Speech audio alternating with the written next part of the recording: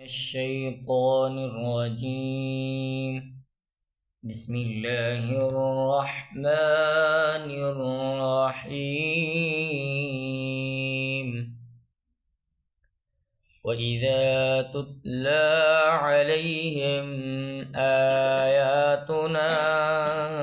قالوا قد سمعنا لو نشاء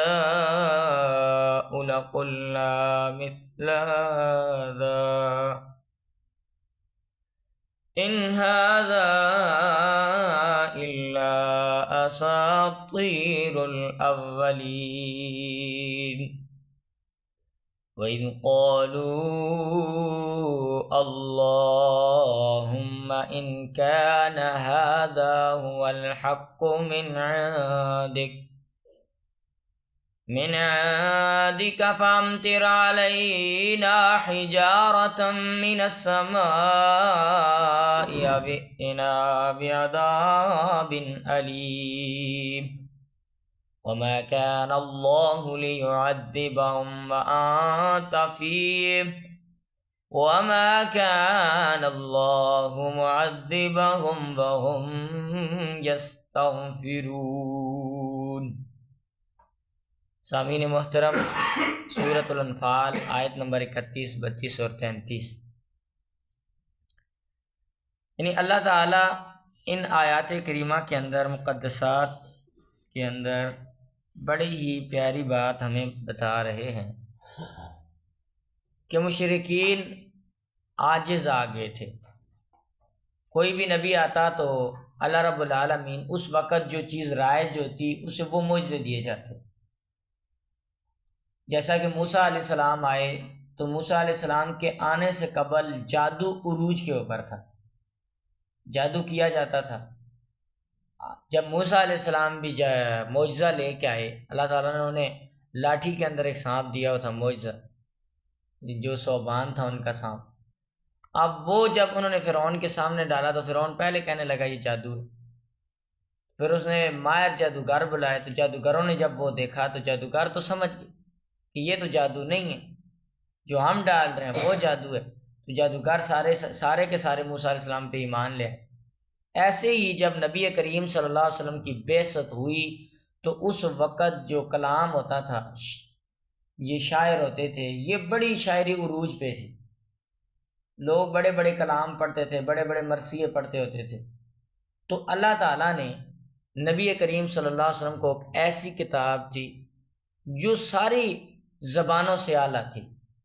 ہر زبان ادھر آ کے فیل ہو جاتی تھی، یعنی اس زبان کے اوپر کوئی زبان بھی نہیں تھی۔ تو جب اللہ تعالیٰ نے یہ کتاب نبی کریم صلی اللہ علیہ وسلم کو دی تو پھر اللہ تعالیٰ نے چیلنج بھی کیا کہ تم کہتے ہو نا یہ پہلے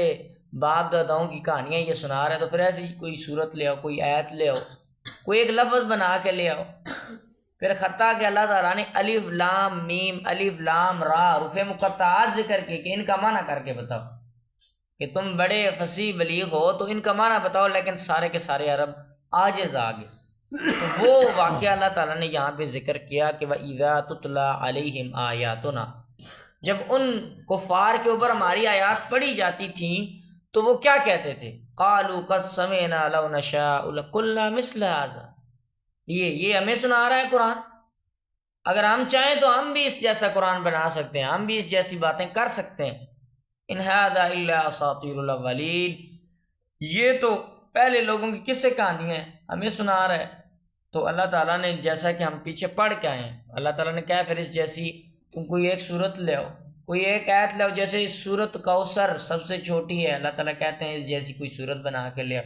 اگر تم بنا سکتے ہو۔ باہر بات یہ تھی کہ وہ عاجز آ گئے تھے،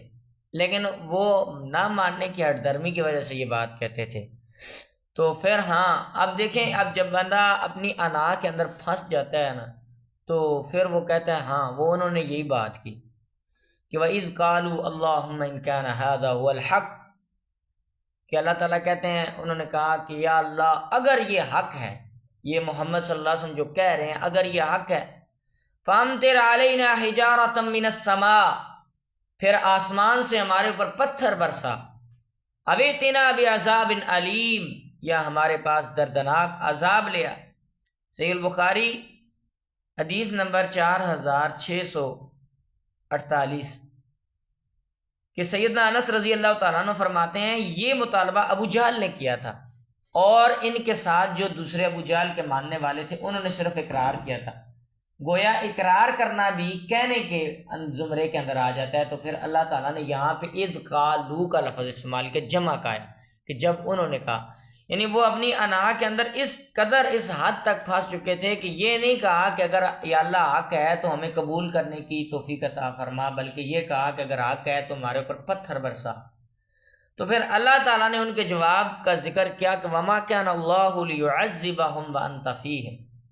کہ اللہ تعالیٰ کہتے ہیں میرے شان کے یہ لائق نہیں ہے کہ تمہارے درمیان ایک نبی میرا موجود ہو جو دعوت تبلیغ کا کام کر رہا ہو اور میں تمہارے اوپر عذاب بھیج دوں، ایسی بات بھی نہیں ہے۔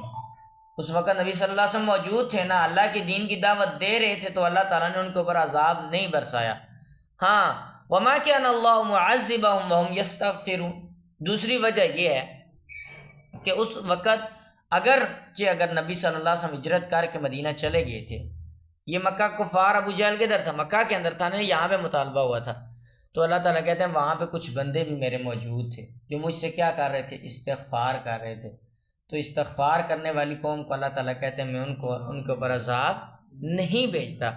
جیسا کہ آپ کو پتہ ہے نوح علیہ السلام کے واقعہ آپ نے پڑھا ہے، وہ کیا ہے، اللہ تعالیٰ کہتے ہیں فَأَخْرَجْنَا مَنْ كَانَ فِيهَا مِنَ الْمُؤْمِنِينَ، ہم نے ان میں سے نکال دیا جو مومنین تھے، باقی سب کو کیا غرق کر دیا۔ اب جو نوح علیہ السلام کی قوم تھی، اللہ تعالیٰ نے نوح علیہ السلام کو وحی کی آپ کشتی بنائیں، جب کشتی بن گئی پھر اللہ تعالیٰ نے کہا کہ جو جو آپ کے ساتھ ایمان لائے سب کو کشتی میں سوار کر دو۔ تو مشرکین جو تھے اس وقت کے، جو نوح علیہ السلام کے اوپر ایمان نہیں لائے تھے، وہ مذاقیں کر رہے تھے، یہ لو عذاب آئے گا ہمارے اوپر، کدھر سے آئے گا، کوئی بارش نہیں ہے، کوئی کچھ بھی نہیں ہے۔ بیٹے کو کہہ رہے ہیں بیٹے عذاب آ جائے گا، کشتی میں سوار ہو جائے، اس نے کہا کدھر عذاب آئے گا، اگر آ بھی گیا تو میں پہاڑ کے اوپر چڑھ جاؤں گا۔ لیکن جوں ہی سارے ایمان والے کشتی میں سوار ہوئے پھر اللہ کا عذاب آیا، سارے کے سارے غرق ہو گئے۔ پھر ایسے ہی لوط علیہ السلام کی قوم کو دیکھ لیجئے، لوط علیہ السلام کی قوم کا کیا حال ہوا کہ اللہ تعالیٰ نے ان کو الٹا کر کے مار دیا۔ پھر ایسے ہی یونس علیہ السلام کی قوم کو دیکھ لیجئے، یونس علیہ السلام کی قوم کے اوپر عذاب آیا تھا، وہ استغفار کر رہے تھے، ان کے استغفار اور توبہ کی وجہ سے اللہ تعالیٰ نے عذاب کو ٹال دیا۔